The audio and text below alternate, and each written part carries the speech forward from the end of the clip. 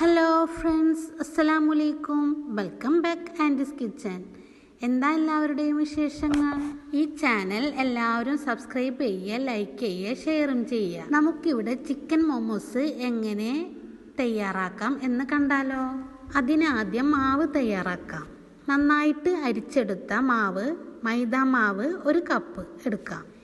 ഇതിലേക്ക് 1/4 ടീസ്പൂൺ ഉപ്പ് ചേർത്ത് കൊടുക്കാം. പാകത്തിന് വെള്ളമൊഴിച്ച് ചപ്പാത്തിക്ക് മാവൊക്കെ കുഴക്കുന്നത് പോലെ നല്ലോണം കുഴച്ചെടുക്കാം. ഇതൊരു മൂടി കൊണ്ട് മൂടി വെച്ച് മാറ്റി വെക്കാം. അപ്പോഴേക്കും നമുക്ക് വെജിറ്റബിൾസ് എല്ലാം കട്ട് ചെയ്യാം. 2 സവാള നല്ലോണം ചെറുതാക്കി കട്ട് ചെയ്തത് ഒരു ബൗളിലേക്ക് ഇട്ട് കൊടുക്കാം. അതേ ബൗളിലേക്ക് തന്നെ ക്യാബേജും ഈ അളവിൽ തന്നെ എടുക്കാം. പിന്നെ ക്യാരറ്റ് അരിഞ്ഞതും ചേർക്കാം. ഇതിലേക്ക് ഉപ്പും കുരുമുളകും മഞ്ഞൾപ്പൊടിയും ഒക്കെ ഇട്ട് വേവിച്ച ചിക്കൻ ചെറുതാക്കി കട്ട് ചെയ്തത് ചേർത്ത് കൊടുക്കാം. ഇനി ഇതിലേക്ക് 2 പച്ചമുളക് അരിഞ്ഞ് ചേർക്കാം. 1 ടീസ്പൂൺ കുരുമുളക് പൊടി ചേർത്ത് കൊടുക്കാം. 1 ടീസ്പൂൺ മുളക് പൊടി ചേർക്കാം. കുറച്ച് മല്ലിയില അരിഞ്ഞതും ചേർത്ത് 2 ടീസ്പൂൺ സോയാ സോസും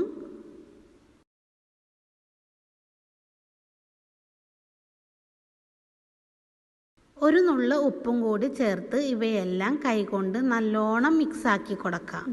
എല്ലാം നല്ലോണം മിക്സാക്കി എടുത്തിട്ടുണ്ട്.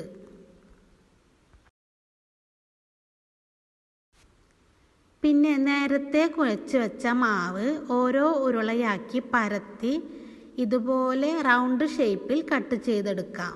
ഇനി മാവ് ഈ റൗണ്ട് ഷേപ്പിൽ കട്ട് ചെയ്തതിലേക്ക് നമുക്ക് മസാല വെച്ച് കൊടുത്ത് ഇതുപോലെ ഷേപ്പാക്കി കൊടുക്കണം.